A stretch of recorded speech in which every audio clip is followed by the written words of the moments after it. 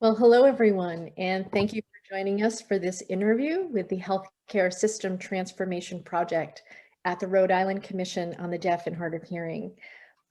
This interview is a part of Hearing Loss Awareness Month.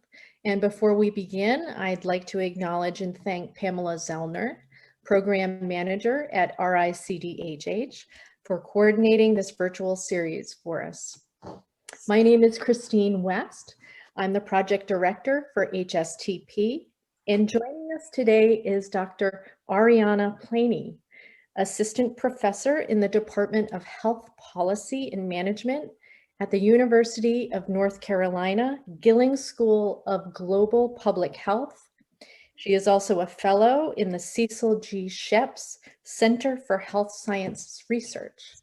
She is a health medical geographer with expertise in measuring and conceptualizing healthcare access, health and healthcare equity, and spatial epidemiology.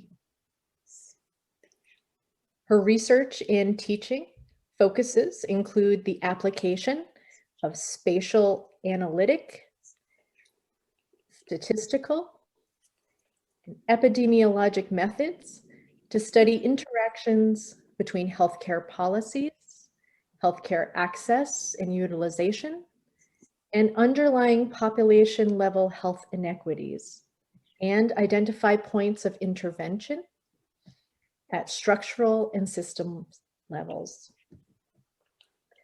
Some of her key publications include Barriers and Facilitators to Mental Health Help Seeking among African American Youth and Their Families, a systematic review study. Also, Hearing Healthcare Availability and Supply in the United States, a multi-scale spatial and political economic analysis, as well as selective sharing on social media, examining the effects of race-related disparate impact frames on intentions to retransmit news stories among US college students.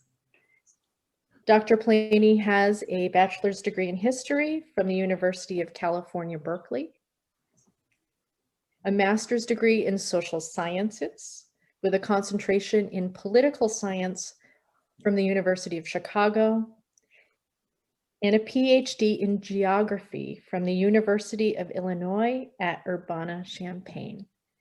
Thank you, Dr. Planey, for joining us today. We're thrilled to have you here, and we look forward to this interview. Thank you so much for having me today. We'd like to start out today's interview with learning a little bit more about you, who you are, where you grew up, how it is that you came to the public health field, what led you to doing your research, and just a little bit more about any experience you might have with hearing healthcare, hearing loss, and what you can share with us for Hearing Loss Awareness Week. Yes. In terms of who I am, where I grew up, I'm originally from the San Francisco Bay Area. I was born with hearing loss, and I now consider myself deaf. My first language was actually American Sign Language. My first school was actually a school for deaf children. But the thing is, I was mainstreamed in second grade. So and my family didn't sign, so I didn't retain my knowledge of American Sign Language. I still recognize it when I see it, but I'm not able to sign back. Let's see. And so then where I grew up, how I came into public health, what led me to do the research I do. Okay, maybe I'll stop talking to myself. Yes, how I came to do this research is sort of a long story. After I completed my master's degree in political science. I decided I wanted to pivot because what I found was a lot of the jobs didn't pay very well. And so then I decided to pivot, and I was going to enroll. I successfully applied to get into clinical audiology programs. And my plan was to become an audiologist. One of my earliest healthcare experiences, the ones I remember most, include getting a lollipop after a visit to the audiologist. I always remember his name was John. He was very nice. As a kid, I had mostly positive experiences at audiologists, but when I became as an adult, they were not as positive because part of it was I had come to embrace an identity or my experience as a deaf person. And so I came to see hearing aids as in a more functional sense of this helps me hear. My hearing aids are for hearing people because I work in a hearing world. But I'm fine without them. But the thing is that doesn't align with how a lot of audiologists are taught. It's about fixing a defective body rather than meeting the needs, particularly the functional and social needs of people who have hearing loss, who may or may not consider themselves deaf. And so when I enrolled in a clinical audiology program, my goal was to become an audiologist and be a deaf audiologist who understands the experiences of people who have hearing loss and or are deaf. Basically, the long story short is that I was pushed out of that program after the first year. I had begun the clinical rotations. But in that short time, I was already doing very well in the coursework. I had developed an interest in questions of access to care because in my rotation and observing the practice, like observing audiologists' practice, I overheard a lot of conversation about how will this care be paid for? Because a lot of insurance companies, commercial insurance plans did not cover audiology services. Medicare, for the most part, does not cover audiology services beyond what the phrasing is very specific. Physician referred assessments in support of a hearing and in support of a medical diagnosis. So it's usually a physician or someone in a physician's office, like a physician's assistant, has to make that referral. And the assessment has to be in support of a medical diagnosis as part of a broader treatment plan. And still the orientation is medical treatment of hearing loss, but not necessarily the fitting of a prosthesis like a hearing aid to address that hearing loss. So typically there's a lot more emphasis on surgical intervention rather than like more rehabilitative interventions that focus on rehabilitation. And so that when I was pushed out of the audiology program, I had two choices. I had the option to sue, but that would have put my life on pause for 18 months at least. Or I had an option to transfer into another program so I didn't lose my funding and didn't have any gaps in my training. So then I decided to transfer into the geography program where I trained under a medical geographer. And so then I was able to continue doing the research I wanted to do on access to care, particularly access to hearing healthcare, and within the geography program. So,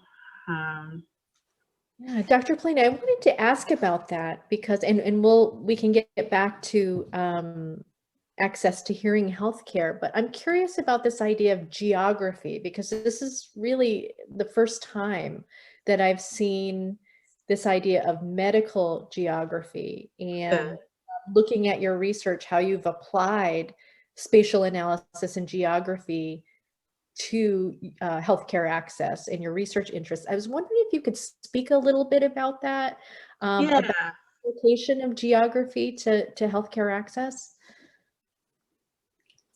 Yes, medical geography is basically at its core about understanding the relationship between people, places, and health.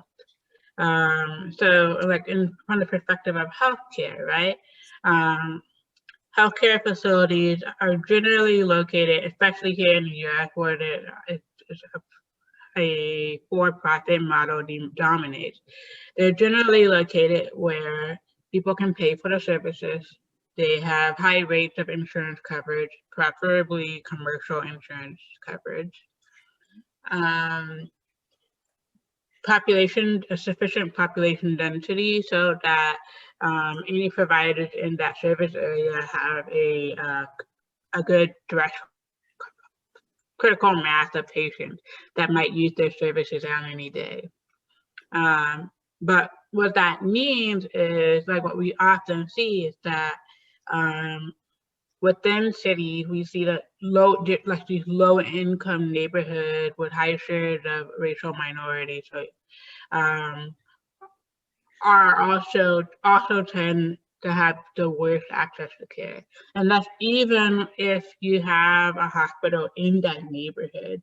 Right? A lot of those hospitals are academic medical centers where there may still be a very strong preference for commercial insurance or privately insured or self-pay patients. So from the perspective of medical geography, it's, at least for me, it's beginning with the understanding that the way that healthcare is allocated does not align with the population health needs. And this is what I found in my own research on hearing healthcare access. So looking at audiologists, what I found is that on a national scale, audiologists tend to locate in places with younger populations, higher incomes, lower rates or higher rates of insurance coverage, so more insured people, but also lower shares of older adults that report hearing difficulty. So basically, they're not locating where their services are needed, they're locating where their services will be compensated or paid for. And I do think that has pretty severe consequences in the long term. And this is where there's kind of a tension, because I don't consider my hearing loss to be a bad thing in itself. But in the absence of access to care for people who have hearing loss, for people who are deaf, and there's so many dimensions to that, what we're seeing are preventable adverse outcomes. So deaf patients with hearing loss are more likely to have physicians who maybe view them in a more negative manner. They're less likely to have a good rapport, a good communication with their providers, which also increases the risk of error, medical error. It also increases the risk of improper prescribing or improper medication use, because the instructions are not conveyed in a way that was accessible for a patient. So for example, when I was training to be a clinical audiologist, I spent a lot of time in audiologist offices. And one thing I noticed across appointments was that patients who had appointments with an audiologist generally relied on their family members to interpret for them. And where I was in central Illinois, it was actually rather hard to get a medical interpreter to come in because many times they would have to travel 4 hours to get to the site. So it would take a lot of coordination to have an actual qualified medical interpreter at an appointment where you have patients with hearing loss. So like there's just so many different dimensions of access that aren't typically considered. Because a lot of times in a lot of the health services research, access is sort of boiled down, is sort of distilled to, does this person use healthcare services? Or are there healthcare providers in this area? But not so much the more patient level context of healthcare, help seeking, and healthcare service use. Very interesting. Thank you for sharing that with us. I wanted to talk a little bit more about this idea of, you spoke about audiologists and where they're located in this idea of a political economy. I was wondering if you could speak a little bit more about that. Yeah, by political economy, I really meant structural arrangement, so particularly like federal and state policy. So federal being like Medicare non-coverage of audiology services beyond physician-referred assessments. And at the state level, there's a couple of ways.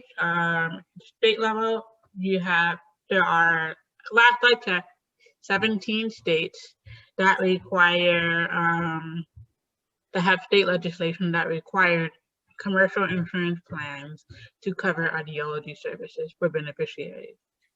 And in terms of Medicaid, we also have 28 states whose Medicaid programs include hearing health care as an essential benefit. But that number is even smaller when you're looking at, is it an essential benefit for adult beneficiaries? Because there's a lot more emphasis on hearing healthcare access for children rather than adults, even though adults have much higher prevalence of hearing loss, especially when you're talking about older adults. Great, thank you. I know in your research you also talk about disparities as it relates to race, and I was wondering if you could speak a little bit about that, if you have any information about that as it relates to hearing healthcare, but also I know you've done research as well in this particular realm. So I was wondering if you could speak a little bit about that. Yes, I still have to publish this paper, but one of my dissertation papers looked at this question, the question of racial and ethnic and class inequities in access to audiologist services in the Chicago metro region in Illinois. And what I did, what I looked at, because compensation or payment for audiologist services is partly contingent on physician referrals, I looked at whether audiologists co-locate with referring primary care physicians.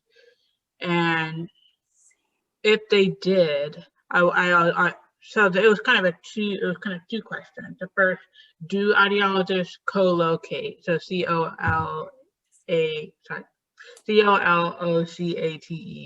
with referring primary care physicians. And if they do, does that co-location reinforce racial, ethnic, and class disparities in access to care?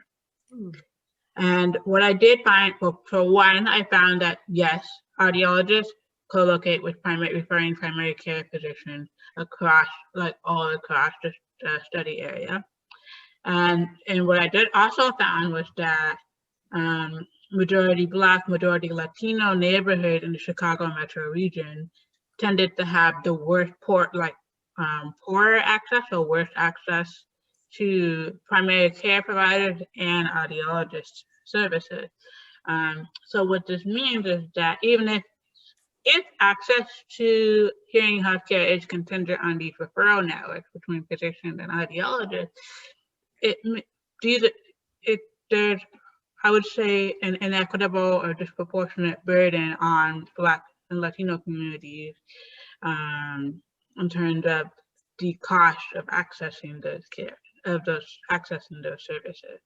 And what I found basically mirrored what you see in terms of healthcare service utilization among Medicare beneficiaries, where Black and Latino older adults are less likely to have their hearing loss treated, even if they may be more likely to have their hearing screened. Wow. Do you envision a different model for healthcare access, especially for hearing healthcare, that doesn't rely on the referral? Do you envision something different where access could be more readily achieved? Yeah, so there's a lot of I noticed professional associations that represent audiologists arguing for direct access or direct care where there is no referral needed. So if the referral, though, I would say if the referral model remains, and it very likely will, because that seems to be the dominant model for reducing healthcare costs and healthcare utilization, relying on physicians as gatekeepers. What would have to happen is increased awareness among physicians about hearing loss. Because many times, most people are not screened during routine care. And also there is some research showing that awareness of hearing loss is actually relatively low among physicians. So that definitely affects the, I guess, viability or feasibility of relying on physician referrals to audiologists and other hearing specialists. That makes a lot of sense. Part of our project here in Rhode Island involved doing some health surveillance, 2 different surveys, one for the deaf and hard of hearing community to assess health outcomes, health barriers, health access barriers, and then one to the medical community to assess their cultural competency in working with deaf and hard of hearing patients. And the results of that survey from providers indicates that there were some definite knowledge gaps when it came to working with this community. And so I can see how in discussing that model, how oftentimes it definitely overlooks the needs of several communities in terms of accessing healthcare. So that makes a lot of sense. In terms of seeing that it's Hearing Loss Awareness Month, what advice do you have for folks in terms of hearing healthcare, things that they should be thinking about, seeing that we're involved in this discussion this month? Do you have any advice? Yeah, I think if we're gonna improve access, what we need to see is more what is called interprofessional practice, where specialists are working with each specialist, primary care providers are working together to provide the care that patients need. Because we do see that, especially people with hearing loss, they typically have more than one chronic condition or more than one comorbidity. And so what we really need is a team approach to care. So audiologists would address the communication aspect, and that can, in tandem with all these other specialist services, can improve healthcare outcomes, because it may also improve health communication in the clinical context, which is a really important aspect of access to care. it's just simple. If you're not providing, say, information about prescription in an accessible manner, such as pamphlets with large print, and not just verbally, how can you expect there to be equitable outcomes across disability type, or right? Because I know I've gotten medications at a pharmacist, and they'll very quickly say, "Oh, well, should I tell you what you need to do about the medication?" And if it's such thing as me being deaf, that doesn't mean I may not have heard them the first time. I might nod, and they might take that as consent to waive that explanation. So then I may not get that important information, right? And with older adults too, and another reason why we should probably emphasize a team approach to care is with older adults, we are seeing what's called polypharmacy, where they're taking more than 5 or more medications. And when you're on multiple medications, that greatly increases your risk of falls. So it's a compounded risk too, because with older adults who have hearing loss, they're much more likely to experience fall injuries compared with their counterparts who do not have hearing loss. So then you add on the these comorbidities and the medication for them, then we're also seeing compounded health risks associated with, well, failure to address these pretty fundamental aspects of their care. So I would say, yes, a team approach is what we need. I personally don't think we need referrals to get the care you need to address your hearing loss, whatever that looks like for you.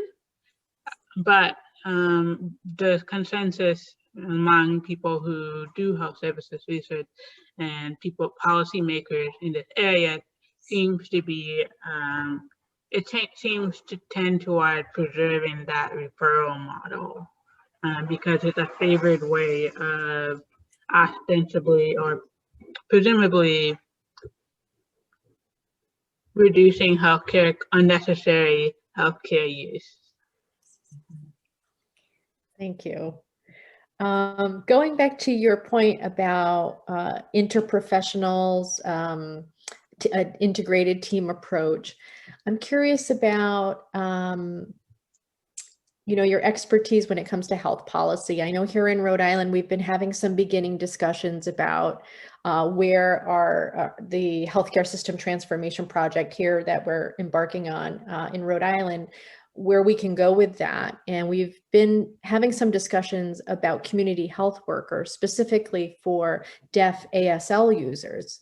Sometimes that can be a hard argument to make when that hasn't necessarily existed in several other places across the country, in a few places, in pockets. But what kind of argument would you put forth for the utilization of community health workers, specifically to improve healthcare access?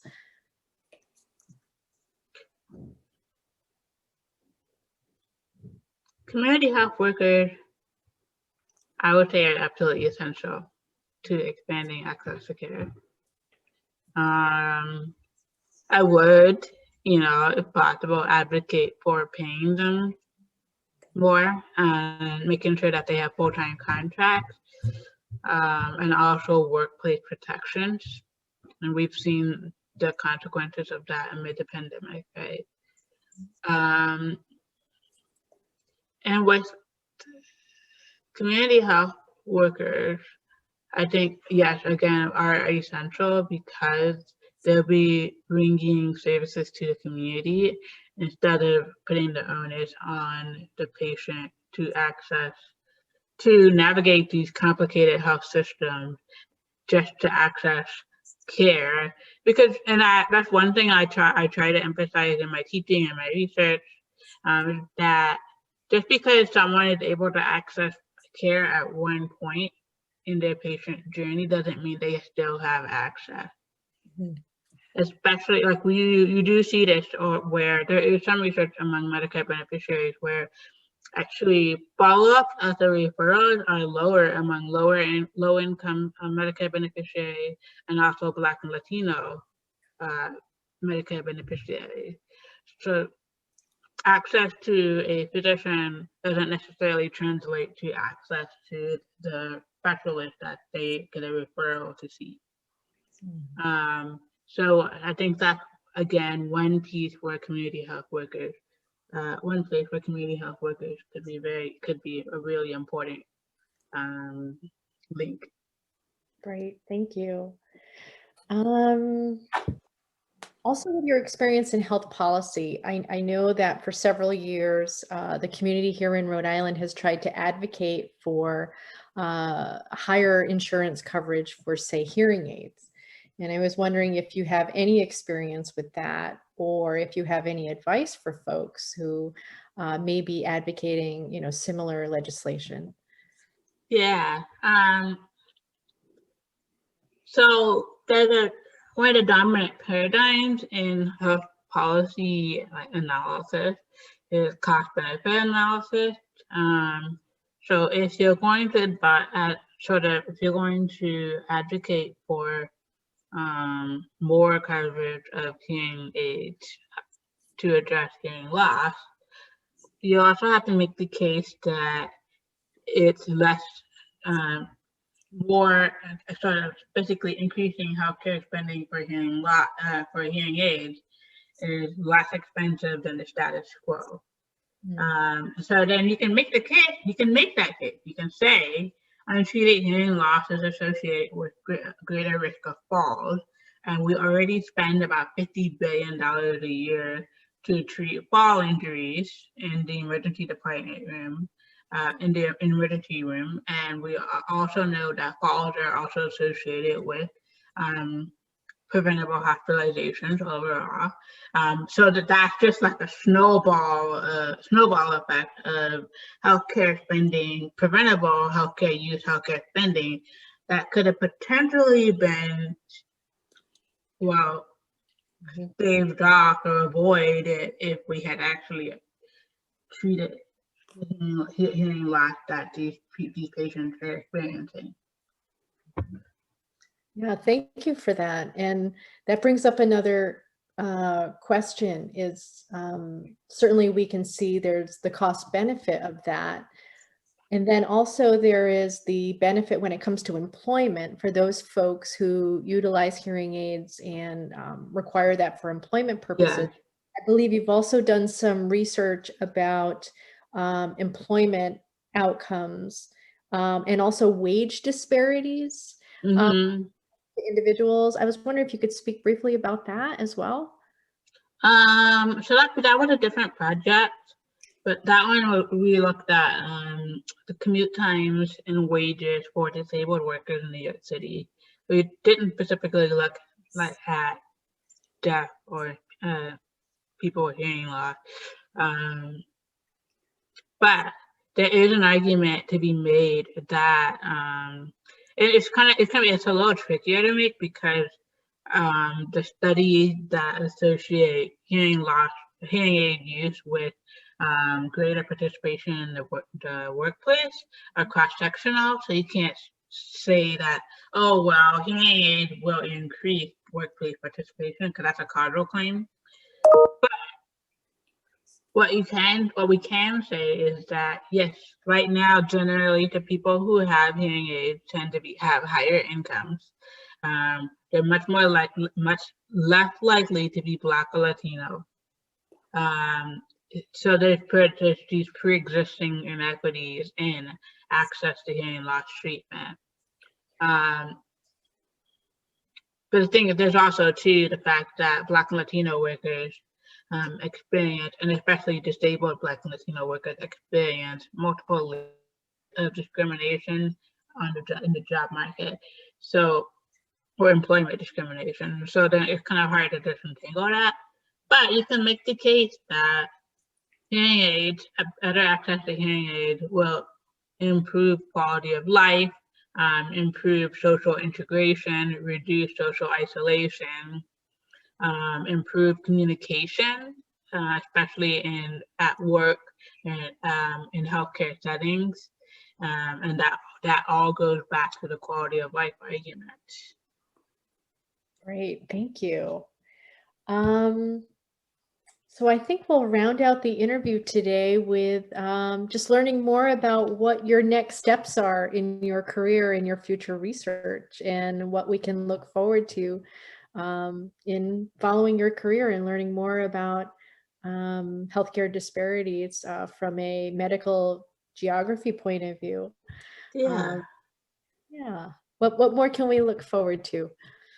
Yeah, I have a few things that, well, there's one study I collaborated with audiologist and otolaryngologist, so ENTs, ear, nose, throat doctor, where we looked at hearing or rates of follow-up after failed hearing screening among infants with, I may have to type out the word, but cytomegalovirus, CMV, a congenital, which is the abbreviation is CCMV, and it is the #1 non-genetic cause of hearing loss among infants in the U.S.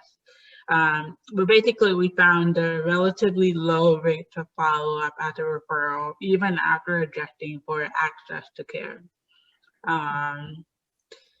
So there's a couple of directions I can go. I can continue to look at access to hearing health for older adults, or I could also have a strand of work that looks at pediatric access. I mean, both are important. It's just that I may have to prioritize one.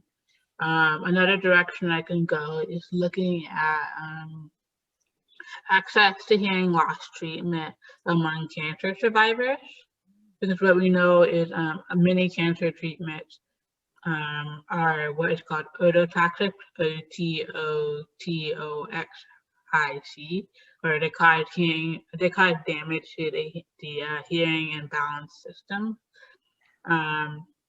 And so I would be interested in going back to a more team approach, so kind of evaluating a team approach to addressing these quality of life issues for cancer survivors, and that includes hearing loss. So potentially partnership between oncologists and audiologists to address the myriad needs, to address the needs of cancer survivors.